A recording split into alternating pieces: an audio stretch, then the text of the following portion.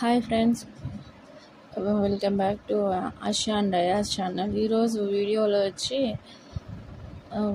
Mutton curry, bagar rice.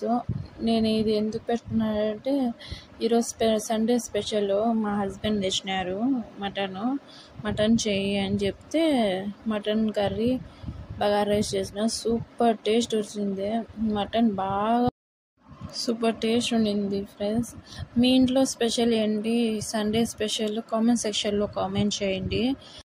వేడి వేడి bagar rice, mutton curry, ఇట్లా ఉడికితేనే mutton curry తినేసినాను.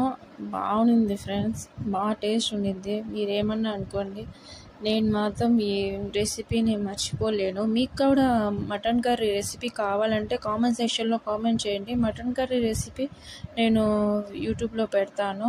Thanks, please subscribe.